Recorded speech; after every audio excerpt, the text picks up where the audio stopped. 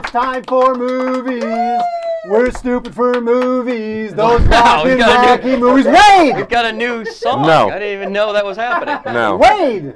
No. Movies. Hey, la la la. No. Wade, clean up your workspace. No. What is No, this? Clean no, up no. your workspace. It's going on? a functional workspace I understand. for today. As you probably noticed from the song, this is stupid for movies. I am Mark Kaiser. Whoa, and you are? Wade Major. Okay, now before we... Oh, look at that. Now, before we talk about Sucker Punch, I have to say something. You know, Borders Books is going out of business. Wait a minute, I want to say something first before we say thanks that. to you. We are live today, not only on Ustream, but we are live on YouTube. Oh, really? YouTube beta partner, Google and YouTube asked us to beta test their live. This is actually a big deal. And every time I mention it, people are like, oh my God, how'd you get that? Well, and so right now we're on YouTube, and it's looking pretty good. Well, good. Well, Wow. welcome, YouTubers. Yeah, youtube.com/streamingarage. I would have rehearsed my song had I known we were also on YouTube. Now go ahead into your little other thing. Okay. Borders Books, bookstore, Yes. going out of business, Chapter 11, Pretty much mostly already out of business. already out of business. They're having a fire sale. I go in there, and they got all sorts of Blu-rays. 30% off, Wade. That's. You know what that means? It means I got to waste a whole crap load of money on Blu-rays. Would you like to know what I got? I guess you're going to show us anyway. I am. Because Okay. I'm very... by the way, this happened like half an hour ago. Here we go. Hang on. Not done! Everyone's looking and wondering. Hang on. Here's what we got. 30% off. People still buy DVDs? Blu-rays. These are Blu-rays. People still buy Blu-rays? These are Oh, yeah. nice. Oh, yeah. And they stream will And they continue will, to. because they're high def and they're better than streaming. I got Shawshank Redemption. Excellent. Nice. Thumbs up for that. In fact, I just did. Old Boy. Yes. Film that should have won the Cannes Film Festival the year they gave it to Fahrenheit 9/11. Shut up, Wade. LA Confidential. Very good. The film that should have won Best Picture instead of Titanic. Shut up, Wade. By the way, I own all these on DVD. I'm just sort of switching. You know, I'm doing the changeover from DVD to Blu-ray. Road Warrior. Yeah, Road Warrior. Get some. The last time Mel Gibson was normal. Shut up, Wade. Saturday Night Fever. Yes! John Badham's crowning achievement. Take that, YouTube. Now, how much did you? Oh, I got one more. Oh, sorry. I got one more. I wasted a whole crap load of money tonight. Wow. Here we go. Last one, Unforgiven. Okay, so now it was a going out of business sale. What was the percentage? How much did you get off? 30%. Okay, now let me explain something. If you had a Borders card, which is free, you get a coupon all the time, which is for 40% off. So their going out of business sale is actually 10% more than usual price. If I had something that I don't currently have, which is a Borders card. It's free. They But give I you an don't have email. it. Yeah, but Huh? literally you sign up in an email and you get it in an email. It's free. Are they Okay, still giving them out? It takes a minute. Are they still giving them My out? point is, I went Yes. there and tried to use my coupon for 40% off. They went, no, it's 30% off. I go, yeah, but I have a coupon for 40. They're like, yeah, you can't use that. I said, so your out of business sale is actually more money than usual. The guy's like, yeah, people are dumb. But it's still. And he was talking about you. But the thing is that, see, Mike is desperately trying to make me feel bad, and it's not working because I don't right. have a Borders card. I didn't know they existed. You want I my know what a coupon Borders for card 40% is. off? Huh? I can give you a coupon for 40% off. But it wouldn't work because they would make it Exactly. 30. What I'm saying is the going out of business sales, BS. Come on, Borders. If Borders was this smart and overcharged the whole time, they'd probably still be in business. Good Wow, point. look at that. Whoa! Good Anyway, point. so I'm very proud of myself that I spent all that money on Yeah. DVD. By the way, can I borrow $5 because now I'm out of money? No. Wow. All right, so wait, here's the thing. We got a big movie to talk about, Wade. Yeah, I know You we know, do. and we are busting a gut to talk about this film. That's how much it impacted us, Wade. That means it's time for This Weekend in Movies.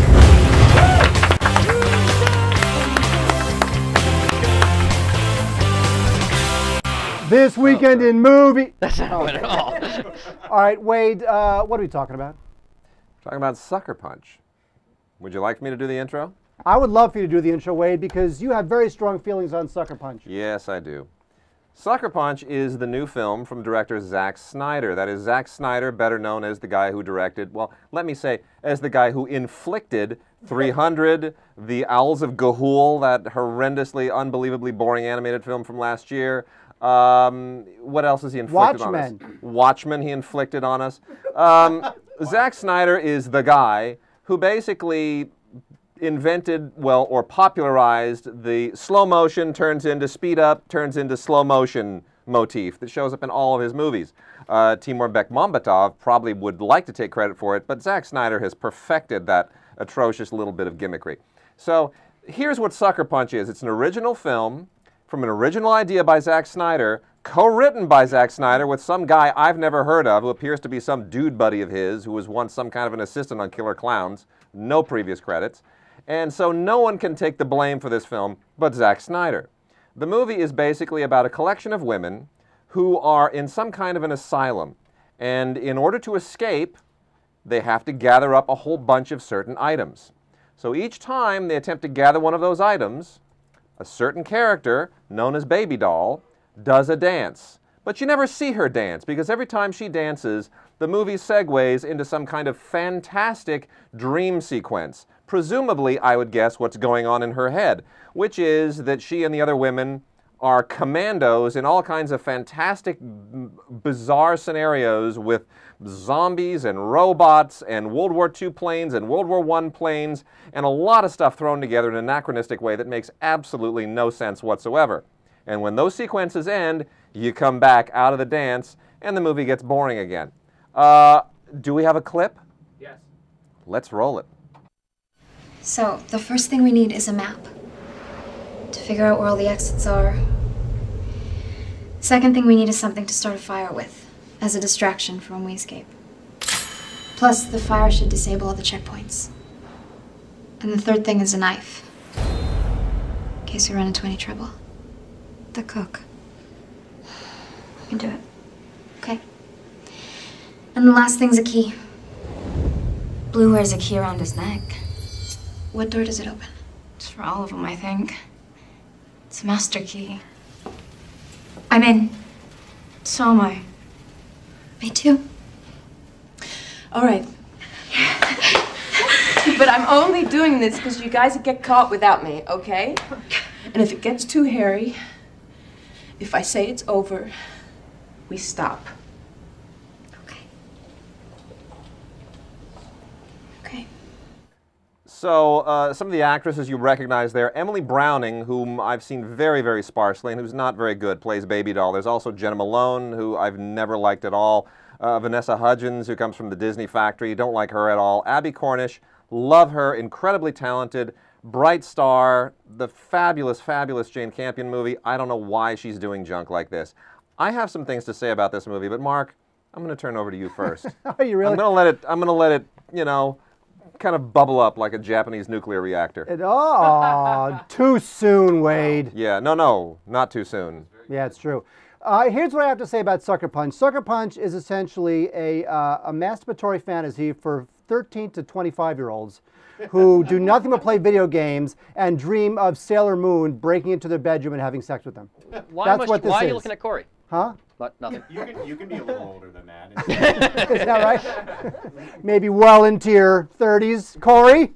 No comment. The problem with this movie is that it is, and there's a lot of them, it is loud and muddled and internally makes no sense, and it just bludgeons you to death with all of this noise and visual cacophony that he thinks is the coolest thing ever, but actually is just completely just deadening you to the world. I mean, the movie is just, it is relentless drudgery watching this film, and the thing is, it doesn't even make a lot of sense. It wants to be some sort of Inception light, where the whole idea is that Emily Browning is thrown into an insane asylum thanks to her evil stepfather. Oh, you're making the plot sound far more interesting than it is. And in 5 days, she's going to be lobotomized. So what she does is she enters a fantasy world where she's not living in an insane asylum. She's actually living in some sort of a showgirls brothel-y post-apocalyptic steampunk brothel thing. It's like a 1940s era post-apocalyptic showgirls brothel situation. Yes. That's a perfect way of putting it. That's what it is. Yeah, no, really. I think that makes a lot of sense. So the one level is she's actually in this insane asylum and she's going to be lobotomized in 5 days. So then she enters this fantasy world where it's actually, these girls are actually part of this post-apocalyptic steampunk brothel thing.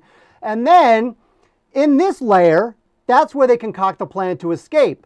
And that's when she closes her eyes and goes to the third layer, which is where you have all the video game stuff. You know what the problem with this movie and is? Scott Glenn. Scott Glenn is like their sugar daddy in all the action sequences. He flies the copter and he flies the planes and he tells them, hey, go put on some cute outfits and blow up zombies and robots and junk. Well, that's ultimately the problem with the film, which is that it thinks it's this female empowerment, treatise where they have lines of dialogue where they say you have the power to affect your own destiny. But actually, it's a bunch of girls wearing very little clothing, grabbing their swords right here, by the way, may I say, right? You get a lot of these shots, which is like from belly button to thigh, where they grab the swords, but at the same time, it's supposed to be this female empowerment story. It's a bunch of crap. It's the worst kind of big budget exploitation film where you can tell that they're having it both ways, and I can just see all those scumbags at the studio and all the slobs from the agencies who are approving of this, saying, oh, this is great, we get it both ways. We get to objectify women and drag all of our slob male audience in. At the same time, we can say that we've done some kind of a feminist statement. So we can objectify women and we can say we're serving women all at the same time. It's brilliant. The 15-year-olds will eat it up. You know what? Those 15-year-olds, this camera right here, just go to hell. You are despicable. You are ruining movies. 15-year-old boys, you are horrible. Honestly, 15-year-old video game playing boys, you know what? Just stop. Put your PlayStation controller away for a second. And just before you go and clean up your laundry that you've been waiting for your mom to do for you all afternoon, you know what? You know what? Real men don't just eat quiche. Real men like ballet, even if Natalie Portman's not in it. Real men like opera, even if it's not in a Martin Scorsese movie. You know why women like gay men? Because gay men have all the qualities that they wish you had. You pathetic losers. Okay? Yeah, I am. And just here, get this camera. I want this camera right now. Just Zack Snyder, you loser, you idiot. Zack Snyder, you are 45 years old and you're making movies for 15-year-olds. When Stanley Kubrick was your age, he had made 2001. When Steven Spielberg was your age, he was prepping Schindler's List. When David Lean was your age, he had made Brief Encounter. Get a life. Stop inflicting your stupid movies on me. I hate my job because of you ass. Yeah! Great movie, everyone! Unbelievable. Did you like the movie, though? I used to enjoy going to movies, and now this is it's just awful. I don't want to follow that up. I feel like we're done with this review. Thank you. So, Wade, is this a buy, rent, or a burn? If there is hellfire hot enough to melt the core of the earth, I would burn it in that. So that's a rent? It's about as bad of a burn as I could possibly come up with. I actually have to say that today I actually emailed Mike and Corey and I said, can we have like a special card that reads The End of Civilization? Unbelievable. Because I feel like this movie is the end of civilization. So you're giving it a burn as well? I'm giving it the end of civilization. All right, well, we'll give it a burn. That's the wrong look. Oh! There we go. Look at that. Can't hit that movie hard enough. I concur. That is true. No. That's Give it a card. That's the best burn I've ever seen. Unbelievable.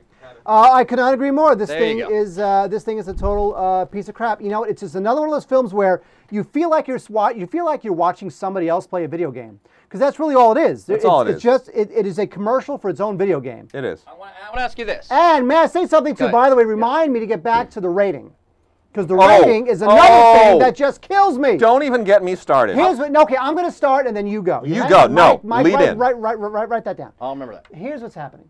So this thing is just loud and violent and the whole 9 yards. So they go into the first fantasy the first big action fantasy scene, basically a cut scene from a video game. And in this scene, the 5 girls are going through these World War I trenches with their swords, and they're killing people. And they're killing people, and you're thinking to yourself, there's not blood coming out of them. There's steam when they slice them. And it turns out that they're not killing people, they're killing zombies. Well, and this is what I thought to myself. There you go. This is what I thought. Yeah. You know why they're killing zombies? Because they want a PG-13. That's it. And they know if they kill people, they'll get an R. And then in the next sequence, they're like ogre-y things. They're like the orcs in Lord of the Rings. And then in the next sequence, they're robots. Let me ask you this. And basically the movie is nothing but, and they have the big fat cook who basically almost rapes the girl twice. Yeah. But that's okay, because you know what? The King's Speech has too many F-bombs in it. Can't see that. In one scene. In one Let scene. me ask you this. And by the win-win You're- are. Let's hold on. Let me ask you Unbelievable. this.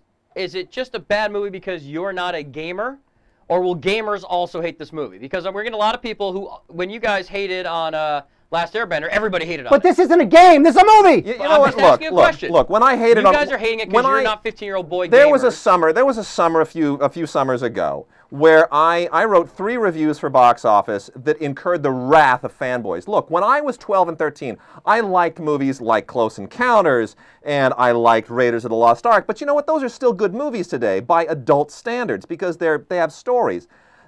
These movies they're reprehensibly bad by filmic standards. Acting is bad, writing is bad, directing. What directing? It takes place in a computer. You know, it's a bad movie by any standard. If a gamer likes it, he'll like it because it's like a game, but that doesn't make it a good movie. Thank you. That's what I'm asking. Yeah.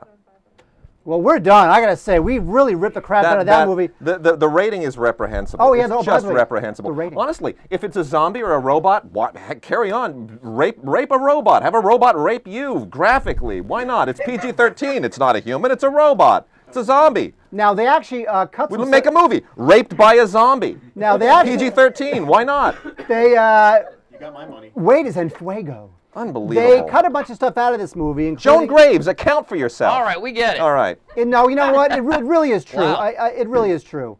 You know, there is no reason why this film is rated PG-13, whereas Win-Win and King's Speech have to fight for their lives, right?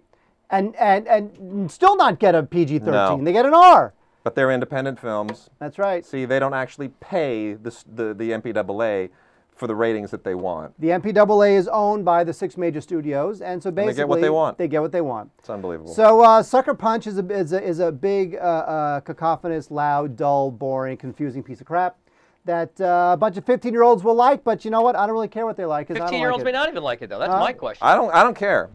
You know what? The world is doomed. By the time I'm old, 15-year-olds will have taken over the world and ruined it because this current generation, they're They're awful. just stepping on your lawn. Yeah, they're awful. Damn 15-year-olds. My lawn. Get out of my Honestly, yard. I just look back and I think as much as I hated my generation at 15, we were geniuses compared to these losers today. It's pathetic. But again, You're saying you don't like the song Friday. That would be correct. All right. Wait, what happened? What's Friday? You don't know. Marcus, you know what that don't means. worry about it. I have no idea what's Marcus, going on. so And not in touch with you're the better internet. off for it. I'm way out of touch. You really are. And by the way, as the moment I walked out of Sucker Punch, I thought to myself, thank God I'm out of touch.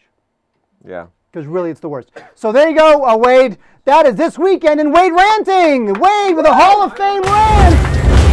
Hall of Fame rant by Wade Major. Yes. Wow. Let us never speak of that film again. Never.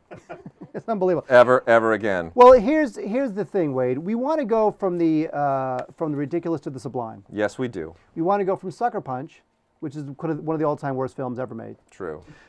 4 great recommendations, Wade. Great recommendations on cutting the cord.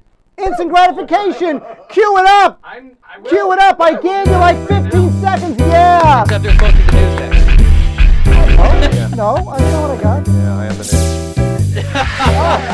news. This is why we do it live. I love this. Finally, it Right. looks like a live show. Hey, Oh, Mark, we're doing the news. maybe we should do something else first. Maybe we have a news guy waiting, and we should follow the script. Oh, okay. Should we do the news or should we do cutting the cord? News. Let's go to the news. We'll go Let's to do the news. Live, people. This is live. No, J-Mac was right there. We were going with it. Okay, so that Oh, would you're be- right. It says toss the news. Yeah. So why don't you There it introduce? is. Maybe you should introduce the It news says guy. she tossed the news. Maybe we should talk. Chad Vader! Chad Vader. Hey guys, Chad you here. almost skipped my segment. I didn't like that. I was saving the best for next to last. But I didn't want to say anything because I thought Wade might yell at me. He's scary this week. Wade is quite scary. Yeah. All right, Chad. So what do you got for us this week? I got some great news. Wade, get ready to do some screaming. All right. The full trailer for the new Captain America movie is out. Trailer assemble! Oh, that's not it either. Hold on, it's coming. Come on, guys.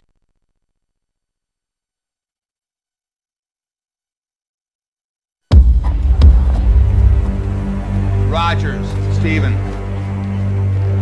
Just give me a chance. Sorry, son. I'm saving your life.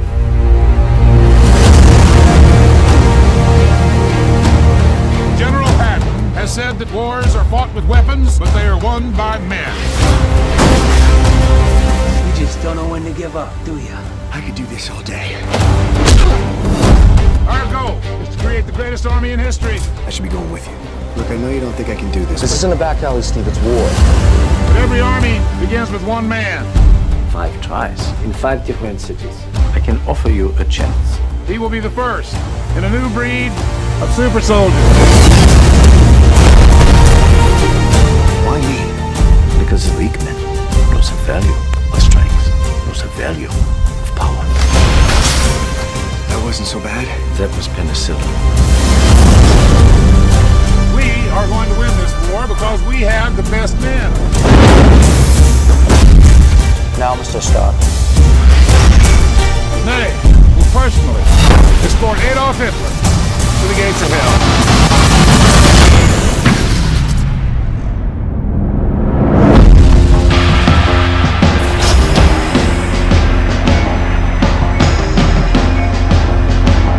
How do you feel?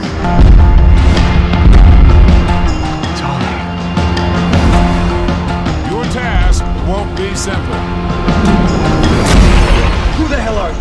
The first of many. Your enemy is not what you expect.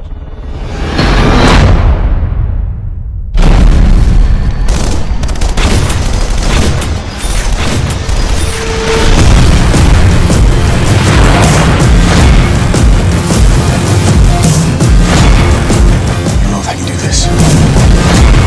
This is why you were chosen.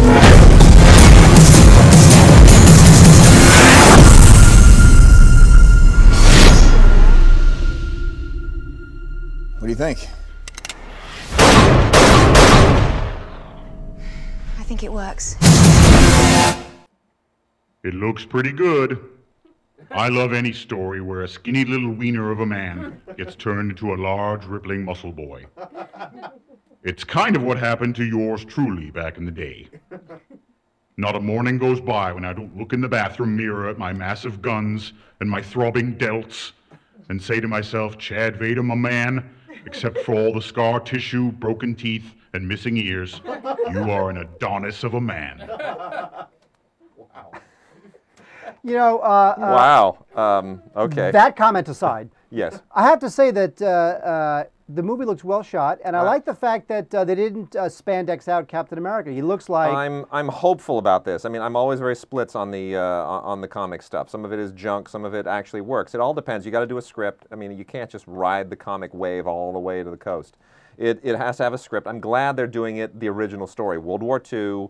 They're not trying to update him any. It's not a contemporary thing. I mean, they really are telling the original Captain American story, which is a great story. I mean, it really was kind of a resonant comic book in its time. And if they can stay true, if they can stay faithful to that spirit, and Joe Johnston, right director for this, you know, a good old school '80s guy. No. He's no Albert Pune. Oh, He geez. directed the original Captain America, yeah. starring.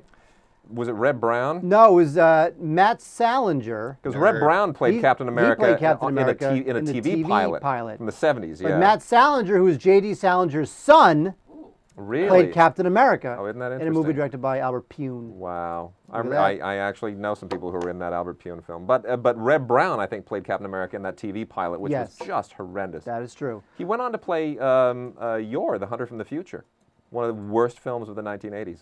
Your Hunter from the Future? It was this Italian, forget it. It was Italian made English language, dreadful. Consider forgotten. Chad, what else you got? The Planet of the Apes sequel, Rise of the Apes, it might be a prequel, I don't know, will see an early release this year to capitalize on the end of the summer blockbuster season. Yeah. Yeah. So, My iPhone. You have that on your wallpaper's phone back. every I still day. do. Yeah. Look at the bananas. Corey I like the Levin banana. I like the banana tapestry. That's very nice, Corey. Thank you. That's nice. When I first looked at it, it looked like some kind of a golden grid mark, and then I saw the bananas. Like This is what tread you're marks. missing if you're listening to audio only. You have no idea what we're talking about. Yeah. Oh, it's funny. HD bananas. HD. So, Chad, what else about Rise of the Apes? Well, its opening has been moved from the Thanksgiving weekend to August 5th. The movie is directed by Rupert Wyatt and stars James Franco. James Franco as an ape is something I'd really like to see. I think that's going to be awesome. And, oh, he's probably playing the human, right? Yeah. Yes, great. There's nothing I'd like better than to watch a bored, tweeting James Franco being chased around by a bunch of monkeys. Actually, now that I say that out loud, it sounds pretty good. I can't wait. You know, Mark, we've seen James Franco act opposite an ape before. We have. Yes. What? James Franco directed, his first film was The Ape. We've made fun of it many times. It's a dreadful movie. It's a movie called The Ape. It's a movie called The Ape. James Franco directed it and acts in it. He's a writer who is plagued by a figment of his imagination, which is basically a guy in an ape suit wearing a Hawaiian shirt, who throws feces at him. Of course he does. That sounds awesome. Bye. And by the way, it is just as it's not played for irony. No. It's really not even necessarily played for comedy. It's sort of played pretty straight. Yeah, it is. This guy has this existential writer's crisis, and there's an ape. And if you haven't seen it, I would say you have to rent it, because at some point James Franco is going to leverage his growing Hollywood power to make sure that every copy of that is stripped from shelves. Well, no. Here's what's going to happen. The movie's going to come out. Which, by the way, the fact that it's moving to August 5th, not a good sign. But no, it's a terrible sign. What's going to happen is somebody on the junket, he'll do the junket, Entertainment Tonight and E! And all those shows. Yeah. Someone's going to say, you started a film called The Ape. And the thing with Franco is that he'll own it. Oh, he probably will. Franco's not the type of guy who's going to pretend it doesn't exist. Yeah. Back in the day, when you would interview celebrities, they would, before the internet, before anything, they could just tell you, I didn't do that. And there's really no way to prove them wrong. No. Nowadays, you might as well just embrace it, because we're going to find out. Yeah. So I think Franco would love the fact that he was in The Ape. What a piece of crap. Okay, The Ape or Sucker Punch, which is better? Go. Oh, The Ape by far. Okay, fine. All right, so Chad, there's Rise of the Apes. What else you got? The FDA is pressuring theater chains to disclose the ingredients of their movie popcorn, and movie theaters don't want to do it. The National Association of Theater Owners have been lobbying the FDA to exempt theaters from the nutritional labeling requirement, probably because their popcorn contains horrible, horrible things. A test in 2009 conducted by the Center for Science and the Public Interest found that a large tub of movie popcorn contained as much as 1,460 calories, as much as nearly 3 McDonald's Big Macs. And that's why I, Chad Vader, don't eat popcorn when I go to the movies. That and the kernels get stuck in my grill, and at the end of the movie my face looks like a Mack truck that's just been on a cross-country drive. Well, look, here's the situation. If the movie-going public finds out how fattening and caloric and artery busting a tub of popcorn is, they'll sell less popcorn, and then the theaters will be even more in dire straits than they're already in. I mean, this gets into all kinds of political and legal things as well. But I went to Chipotle the other day, and all the calories are listed. Look, if I'm going for a burrito, I know it's not going to be like slimming. You know what I mean? No, but popcorn is corn. Oh, how can they turn corn into a heart attack? It's just corn. Look, just about everyone at some point has either worked at a movie theater, or they've known someone who worked at a movie theater, or they've been around a movie theater. Yeah, look at this. I got fired from a movie theater. Look at this. Wow. Everyone in the room. Everyone in the room except for Rotman has worked at a movie theater. Okay, so... I worked at a grocery store. Okay, look, when you work at a movie theater, you pour the oil in the popper, and you see what the butter flavoring is. But it used to be butter years ago. Before my day. I mean, butter during flavoring... the kinetoscope days, sure. What is it? Thank you. But, I mean, am I that old? No. Look, come on, it's fattening. Everyone knows it's fattening. It's no, but there's fried. Fattening, and there's, oh my God, it's on paper. I can read it fattening. And then the guy goes, and the girlfriend, the wife says, you don't need that. You're just gonna get fat and get a heart attack. Anybody who goes to a movie theater and now gets Mark dates. Anyone who goes to a movie theater and gets I date harpies. If you think buttered popcorn is like part of a good, nutritious vegan meal, you're crazy to begin with. It is Honestly. vegan. It's made out of, it's moderately made out of corn. Made out of corn. You know what? There are small rodents in there somewhere. You know it. I know it. No. We all know it. There's rodent droppings. That's a whole different situation. Different so story. wait, now Chad is not falling asleep on No. the rant. It's unbelievable. Chad always falls asleep. I'm very interested. You Why- had me at rodent droppings. I love this. I love to drop rodent droppings in every show we do. Whoa! I really do. TMI, Mark. TMI. All right, Chad. Is that it for Chad this week? That's it for me, buddies. I'm going back to my hole. Thanks, Chad. Go back to your hole. Chad Vader, everybody. He's going back to his hole. It's the end of the internet right now, Right. tonight. It's unbelievable. Felt like you didn't want to be here. Incredible. All right, now here's the thing. About 2 ago, I made an announcement. First do the news that leads to that announcement. It's been a sad week this week. Oh, Wade, it's been a sad week this week. It has, actually. We lost one of our greats. We did. And in all seriousness, the passing of Elizabeth Taylor is one of those momentous deaths that really only happens a handful of times in anyone's lifetime. I mean, you know, Kate Hepburn was the last one. And, you know, Elizabeth Taylor was the original movie superstar. And there hasn't been one like her since. And people don't realize, and then we'll get into cutting the cord in a second. People don't realize how she was covered back in the day was completely unheard of. It was. The amount of attention she got. It was like Princess Diana before there was Princess Diana. Except she was Princess Diana and a movie star all wrapped in one. I mean, she really was almost American royalty. And it was a level of coverage that even rivaled what came in subsequent years with Jackie Onassis. I mean, it was unprecedented for a movie star of any stature to have received that kind of coverage. And she was the first actress or actor to receive $1 million payday. For Cleopatra. For Cleopatra. Now, mind you, highest paid, not just the highest paid woman, but the highest paid performer in Hollywood at that time, which had not been a woman since the days of Mary Pickford in the silent era. That was extraordinary. So she broke all kinds of barriers and set all kinds of records, and really, you know, was an unbelievable icon by any standard. And she won 2 Oscars and broke up 2 marriages. Yeah, yes, she did. And she was married to Richard Burton twice. That is true. And I would say before we kind of go on with this, but the thing that has always made her extremely unique in my eyes is that whereas other actresses of her age and her generation kind of burned out once they got into their 30s, she accelerated. She did her best work in her 30s and in her 40s.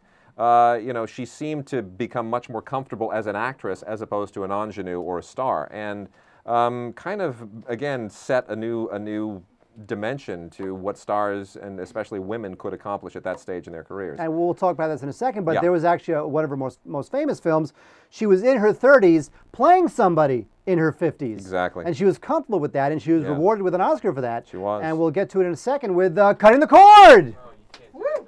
Oh. Just cut the cord.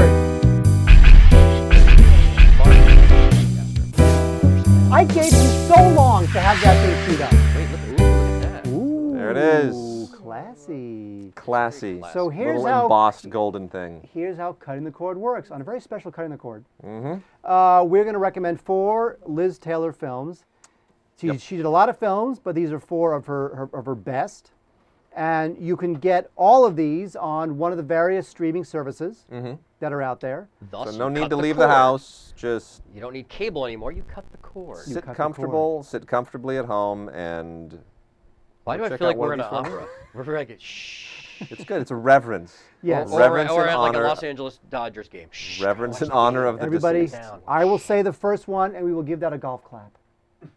Very nice. On Amazon. J-Mac's okay with that. Not on board. Not on board. J-Mac's not on board. However, the first film is on Amazon Prime, which is free, and it is the 1966 film Who's Afraid of Virginia Woolf? Weird. Directed by Mike Nichols and based on the Edward Albee play. Taylor won an Oscar for playing Martha, the drunken wife of a professor played by Richard Burton, who she was married to at the time. And the movie is basically sort of a night in the life of a very twisted marriage, a sad, sadistic marriage filled with these really unpleasant, uncomfortable, drunken games. And it's with George Segal as well. Well, we love George Segal. And Sandy Dennis. And Sandy Dennis.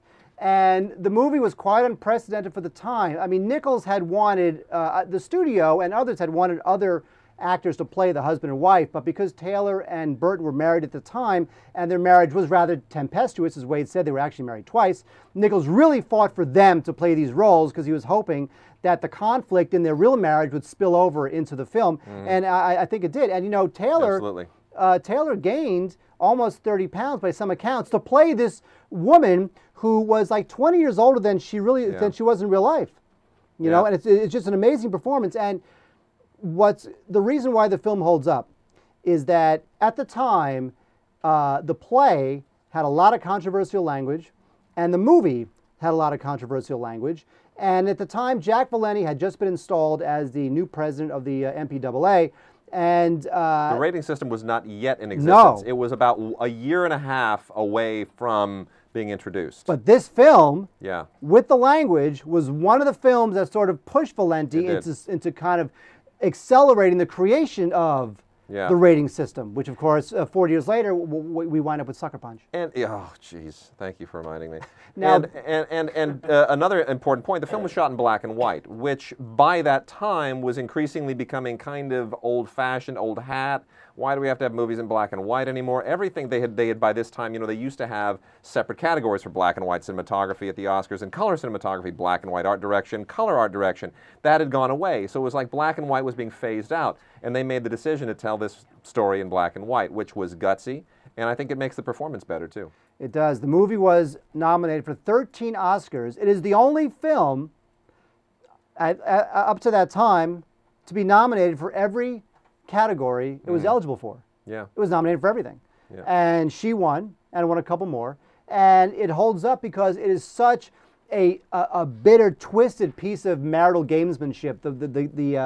Just the sadistic games that this couple plays. It really does hold up. It is an angry, mean, sadistic film. Really well shot. I think, and the last thing I'll say on this is, I think this is we talk a lot about how stodgy plays can be when they're adapted to the screen, and you know, you lose the live theater dynamic, and it just feels like a play.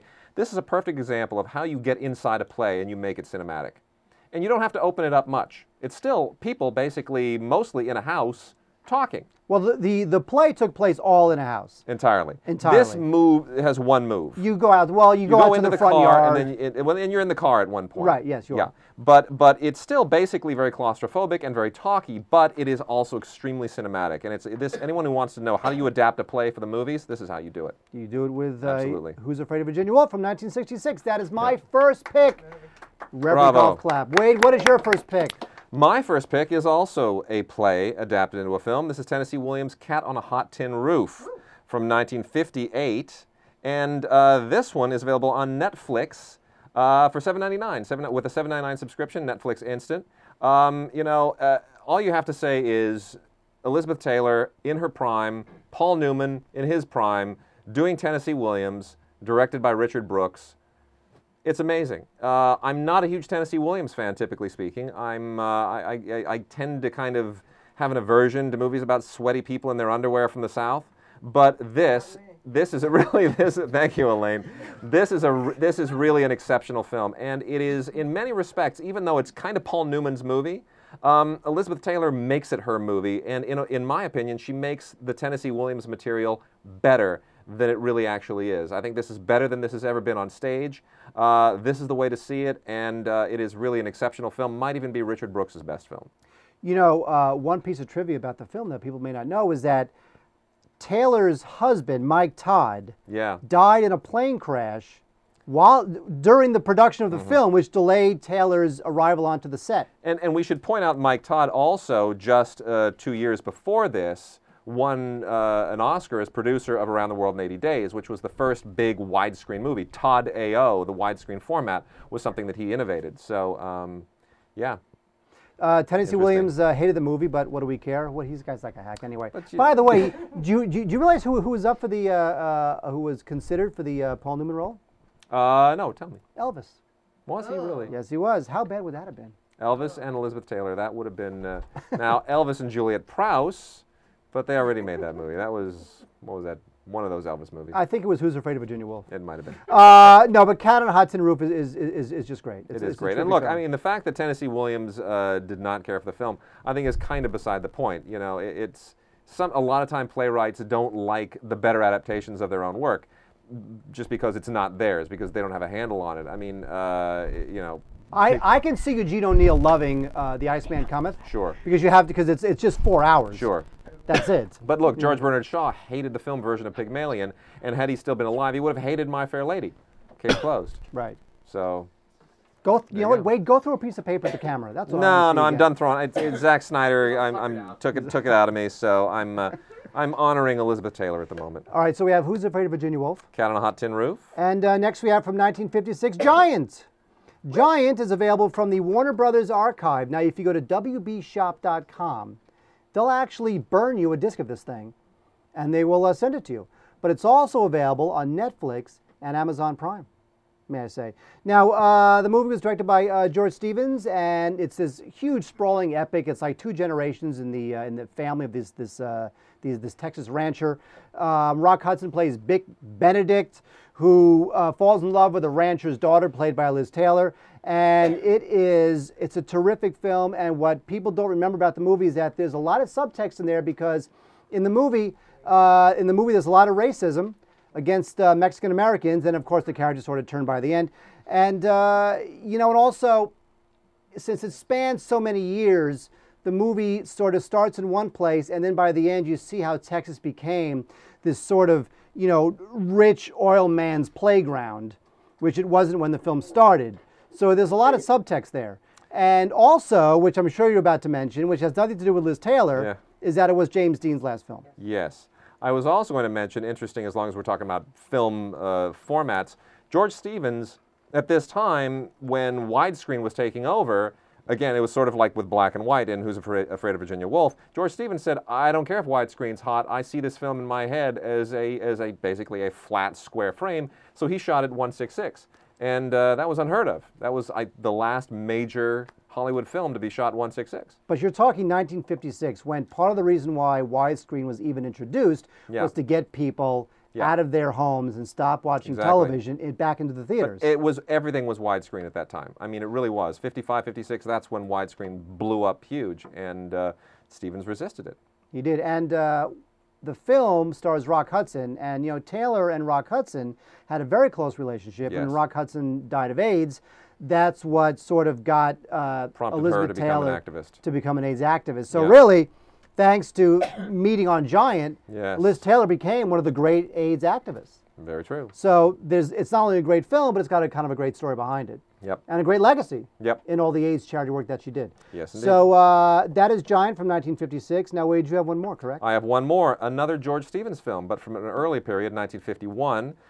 George Stevens' A Place in the Sun, which is based on the novel An American Tragedy, which is a great novel and it's a great film. Contrary to what a lot of people have tried to suggest, it is not some kind of a weird socialist diatribe with just cardboard characters populating it and some. No, it is genuinely about the characters. It's a little bit about the class system in America, but we have a class system like any other country has a class system. It is about characters who are trapped in their classes, and it is less a statement about the society than it is a statement about how people react to a society that places them into holes, that places them into neat little boxes. Beautifully shot in black and white. It is the story of a man, played by Montgomery Clift, who lives something of a lie in his life to try and make a better place for himself. And 2 women are drawn into this, one played by Shelley Winters, one played by Elizabeth Taylor. The movie is gut-wrenching. It is a horrible, horrible tragedy, but it contains some of the best acting you will ever see in any American film. All 3 of those performances are spectacular. And Elizabeth Taylor in particular, who is not technically the central part of the film, is amazing because she could have just walked on and been a beautiful ingenue, the beautiful, untouchable trophy wife. But by the end of the film, you realize that there is so much more depth to her character than has even been written into it, that you cannot help just be profoundly moved by everything that has happened in the film. It's one of those rare films that makes you think about its themes for days, even weeks afterwards.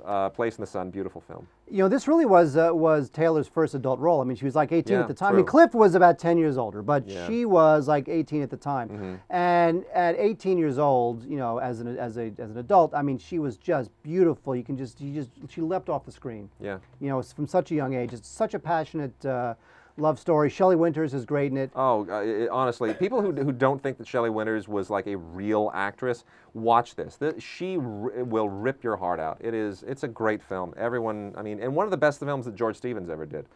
You know, he's really firing on all So the cylinders. chat room is asking, and I asked you, and you have a good answer for this. Yeah. Why no Cleopatra? Because Cleopatra is, and it pains me to say this, it's a terrible movie. It's not as bad as everybody makes it out to be, but Cleopatra is just one of those misbegotten misfires. The problem with Cleopatra is, A, it didn't have a good script. It all begins with the script, and in that case, they didn't have a good script. And then it was also a production that ran away from everybody. It was $50 million, which in 1968 dollars would be like more than Avatar. Way more than Avatar. You're talking about like a $600 million movie today by inflation standards. They built the ships in the film. They built entire ships. Now you would just CGI it for $1.98. Yeah, Elizabeth. Back then, they built it. And you know, Elizabeth Taylor got paid $1 million for this. First, like we said, first time ever. You have Rex Harrison, you have Richard Burton, you've got ships, you got the story of Cleopatra, and it just ran away from everybody. And it ran away from everyone to such an extent it nearly bankrupted 20th Century Fox, and they had to sell off their back lot, which today is Century City.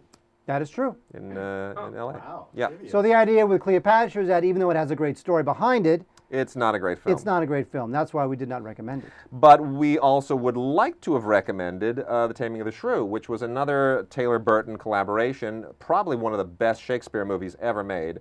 But unfortunately, it's not available in any streaming format. Only on DVD, so go get it. Well, thanks, Wade. You can buy it at Borders. Huh? I'm sure. Wait up! For 30 Shawshank Redemption. Did I mention 30% that? off. Unless you have a coupon, then it's 40. Unless you're going How business, dare it's you? 30. You know what? I don't feel bad, Mike, and I won't. I refuse to feel bad. Because I don't have the card! I get 40% off of nothing. I don't got the card. Well, no one has the card anymore. Unbelievable. Touche! I showed producer Mike. Exactly. All right, so we have Who's Afraid of Virginia Woolf? Yes. Cat on a Hot Tin Roof? Yes. Giant? Yes. A Place in the Sun? Yes. So go ahead and list Taylor out because she deserves it. She was one of the great one of the great screen goddesses of all time. I kid you not. You sit back, just spend a whole day watching these 4 films. You will end that day feeling so satisfied, so happy, so in love with what movies are capable of doing. It really, this is a great day at the movies. That is true. So without there you even go. leaving the house. So that is Cutting the Cord, Elizabeth Taylor edition.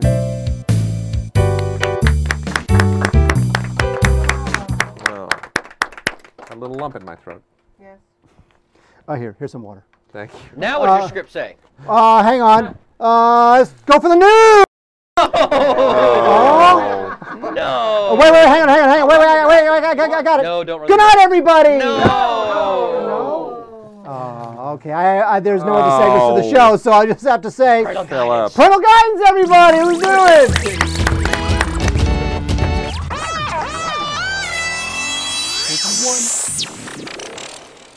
Yeah. So, well done. parental guidance. All right, where's Philip Nelson? Hey guys, you got me? What are you wearing? What are you wearing on your head? I'm wearing a baseball hat. Sorry, I'm a bum tonight. I apologize. Have you never seen a baseball cap before, Mark? You know what? I looked at it because the monitor's far away and I can't really see what he's wearing. I don't know what it says on. What does it say on it? It's an all-star basketball hat. You know what? He is still living off that all-star business. Oh, he geez, comes look to at LA. He does the all-star thing. He thinks he's hot ass. He's not. It's true. I'm not. Far from it. So where are you? Are you in Texas? Believe it or not, I'm back in Texas tonight. I was in Louisiana for some sad news this week. My grandfather passed away, so shout out to Pop Pop. Yes, that's what we call it. Shout out to Pop Pop. And, thank you. So he passed away, and so I've been in Louisiana for a funeral. But I'm back in Texas and ready for some parental guidance. All right. Sorry to hear about your grandfather. And what do you got for us? Well, I've been trying to find a movie that I'll recommend and you guys both hate. So that my kids love. and this could be the one. I don't know, but tonight's recommendation for the parental guidance segment is Sky High with Kurt Russell and Kelly Preston. And the idea of this movie is it's kind of set in a world where their superheroes are very common. And the premise of the movie is the greatest two superheroes in the world are Kelly Preston and Kurt Russell.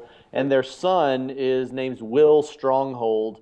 And he's kind of slated to be the greatest superhero ever. And in this movie, they send their kids to this Sky High, which is a secret high school for superheroes.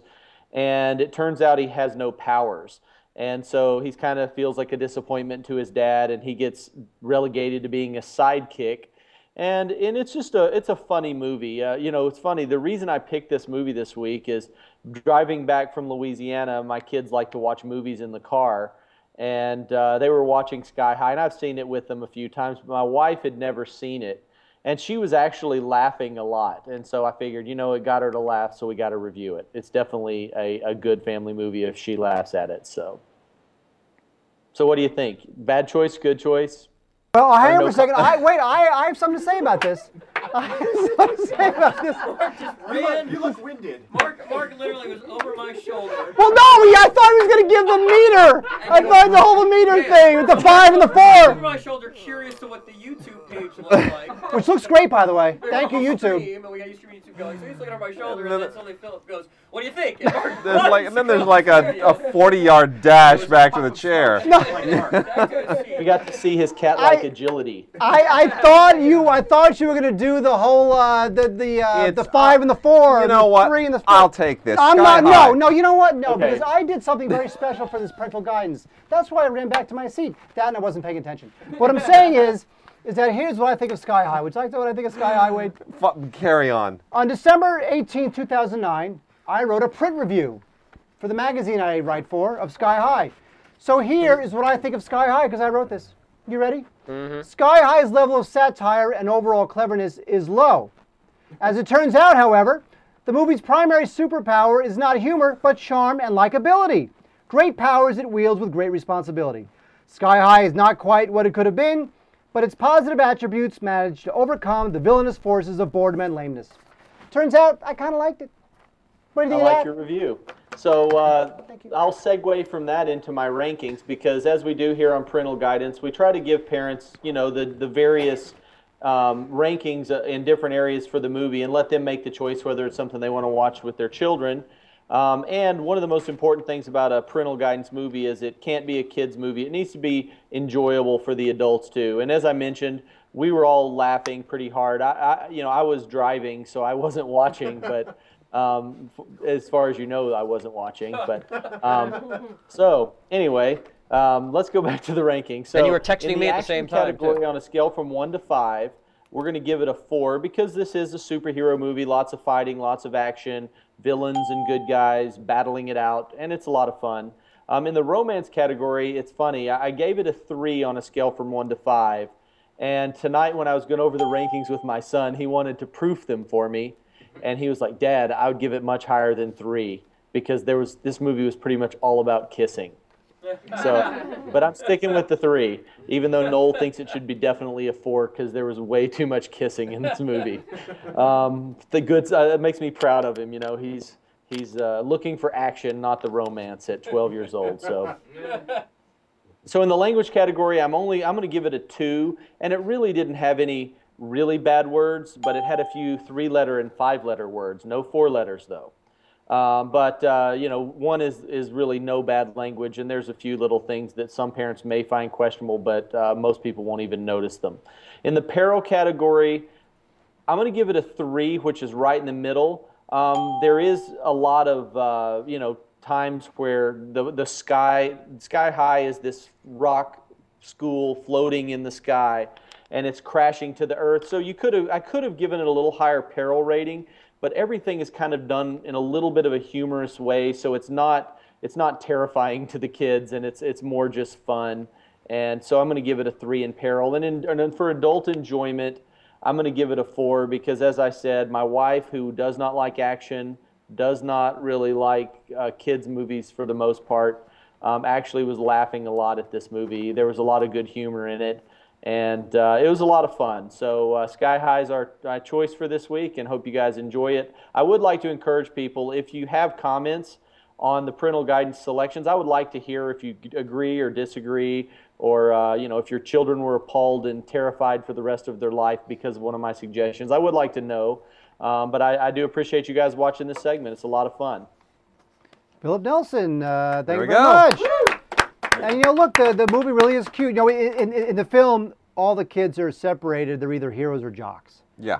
And obviously, Kurt Russell wants his son to be a hero, and it turns out, I mean, heroes are sidekicks. Yeah, it turns yeah, out that Kurt Russell's son is labeled a sidekick. Right. And so, what works in the film for kids is that, you know, all kids want to fit in.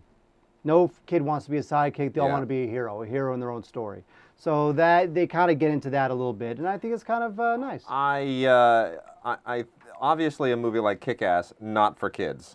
If you're talking about a movie about kids aspiring to be superheroes, whereas this one definitely is, and I'm a little bit partial to this as well. I got to admit, it's funny Philip's looking for something that we'll hate, but which Sucker Punch. You can do Sucker Punch next week. Yeah, it's show it. I'm not sure if I'll like that one either, guys. But no, there is a kind of an old-fashioned sweetness and charm to it, and a little bit of a naivete that I think kind of helps it over. I mean, your review was very well written. It does kind of help it overcome some of those glitchier things. Very true. All right, Philip Nelson, there you go. Thank you very much. Good choice. Parental guidance. Good choice once again. Yeah. All right, Philip Nelson, everybody. All right, so Wade. It's that time again. Huh? It's that time again. What time is it, Wade? Burn. Oh my God, you guys tonight. See? Seriously? See, what happens is he has to switch.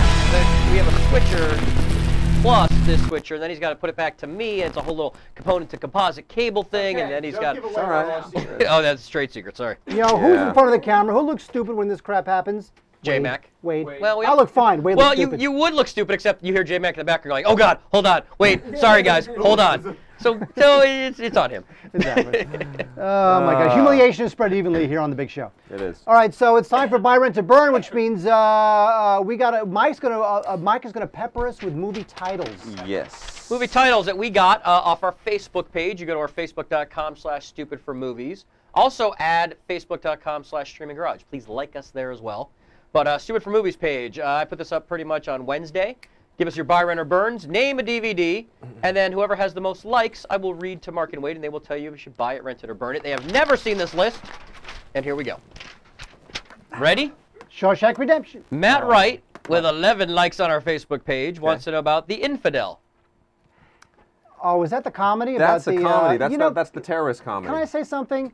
I didn't like that movie. No. I didn't. You know what? I heard so many funny things about it. Our friend Luke Thompson could not stop laughing. He said, "You got to watch this thing." Honestly.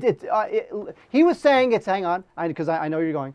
He said it was just as funny as In the Loop, which I loved. In the Loop. In the Loop is fall down hilarious. You didn't ask about In the Loop. And I watched this film, and I'm like, I don't get it. So I'm just going to say. I didn't get it either. I'm going to say burn it. Oh, I'll say two burn. burns. Although You could say Rent, but I'll say burn. Speaking of Luke and his taste, how did Luke feel about Sucker Punch? Because I left. Oh, he liked it. Yeah, see, I knew it. Oh. Whole nother show. Maybe we need him to host a show. Called Stupid for Stupid Movies. Jeremy Aruda asks with 11 likes, also tied for first place, asks about Children of Men. Children of Men. The first year I was in LAFCA, okay, here's the Unreal. story. You asked for it. The first year I was We in didn't ask for LAFCA, anything. right? I asked for Buy, Rent, or Burn. The first year, now Buy. you're about to hear a story. Bye. I'll say it quickly. It'll be less than 5 minutes. There's Wade's buy. Keep going. The first year I was in LAFCA, I wanted to impress everybody. I'm the new kid, you know? And so we vote. True story. We vote for our best. We vote every year: best picture, best actor, best director, the whole thing. We sit in the room with all the big, like the Supreme Court of criticism is in the room with me. Mark, what do I know? Sure. So it comes down to best picture, and everyone is saying whatever the big, the crazy foreign crap or the big epic Sure. stuff that everybody loves. What does Mark say? Best film of the year: Children of Men. It went over well. You weren't the only one. I was not the only. I was the only one who said it was best picture. Other people gave it runner-up. Yeah. But I was the only one who said best picture, so I'll say burn. Great film. That's a buy. It's a great film. Clint Sanders, Facebook page.com/stupidformovies, got 5 people to like his choice, and it was Conan the Barbarian. The original Conan, the John Milius directed Conan with Schwarzenegger and James Earl Jones turning into a snake. You can't burn that. You got to at least rent it. I'm not going to burn. I'm going to say. You got to rent that. Well, look, it's got. I'll say this. It has one of the all-time great movie scores. Basil Polidoris' music is phenomenal. It is a great score. I spent a lot of time trying to track down the complete score because finding a complete score as opposed to the shorter abbreviated score is very, very hard. You're going to find it on CD for like $35. Out of print. Very hard. But I got it. So you know what? I'm going to say bye for crying out loud. Whoa! Hey. Yeah! Did you give it a buy, rent, or burn yet? I gave it a rent. The chat room in YouTube is saying exactly what I always say. Lightning round! Exclamation point. Yeah. Deborah Oliver, Facebook page, has 3 people liking her choice. Butterfield 8. Elizabeth Hepburn's first Best Actress Oscar. Bye. I'm going to say bye. Lightning round, bye. Bye. Thank you. Brian Baggett, Joe versus the Volcano.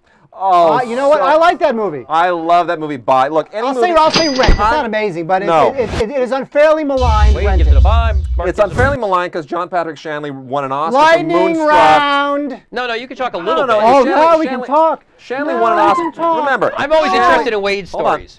Shanley had won an Oscar for Moonstruck, and this was his follow-up screenplay, and he directed it. And people just ripped on it because it wasn't Moonstruck. Look, it's got Abe Vigoda as an island chieftain, for crying out loud. How can you go wrong? It was ahead of its time. It was ahead of its time. Rami Khaled Alam from the Facebook page asks about Twin Peaks Firewalk with Me. So bye. Sure, buy it. Look, so bye. Although, if you haven't seen every single episode of Twin Peaks, all 2 seasons, the movie will make no sense to you. But it makes no sense anyway. The whole thing makes no sense. It's so awesome. Why should that help? Okay, let's go to our live chat on the YouTube beta page. Bring it on. YouTube beta live. Thanks YouTube for making us a partner. Mahi 12 asks about Secret of Nim. That's the Don Bluth. That was the first Don Bluth thing. You know what? This is a good day, actually. Apart from the infidel, I'm gonna say bye. I'm gonna say bye. I'm gonna say bye. That's a really good movie. That's a really good cell animated movie. Sure, buy it. Still the best thing Don Bluth ever did. You like it more than I do, but buy it. Yeah. I made you say rent. No, huh? It's okay. Give him a buy. He's fired. He's fired. There we go. Buy it up. So please buy that at our Amazon page. Don't rent it. Yeah. So please buy that on our Amazon page. Don't rent it. Yeah. Yeah. Harim the Shamad? Sure, why not?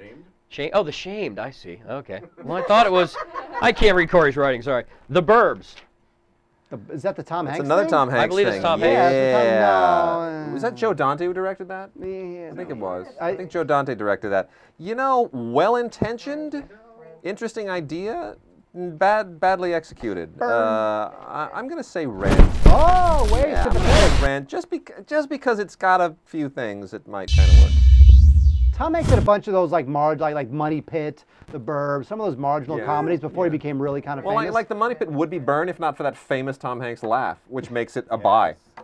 Lightning round, Wade. Just have that on hand. Yes, you did. I did. Great. El Alvarez 888 from YouTube chat room asks about Once Upon a Time in America. Oh my gosh, buy. So buy. So beyond buy. But the complete director's cut, the director's cut, not that ridiculous Warner Brothers hackery that they released initially before they realized that they didn't know as much as Sergio Leone did. Okay. Buy it. Great. Buy it. Captain Y2K09 asks about Irreversible. Oh, I hated that movie. I saw that at Cannes. I remember I saw that at the Cannes Film Festival, and when it was over, I yelled Palme d'Or. Just because I felt like it. Because you can do that at Cannes. At Cannes, you can do that. And people will not yell at you. I hated that movie, and I hate the director.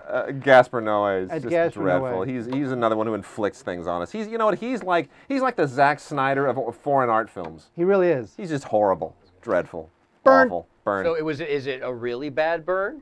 Is it worse than you know burn? what? It could be a Last Airbender. It's burn? a sucker punch. No. It's a sucker punch burn. There's Last Airbender. Now Last Airbender was the worst movie we had. Sucker punch me. Sucker Bring it in. punch. Now we've got a worse movie than Airbender. This direction. Sucker punch. There it is. That's good. There we go. Let's ask one more, which came from the chat room, which I went, this is weird. And they assured me it would be a big burn, and I'm saying it might not be a burn.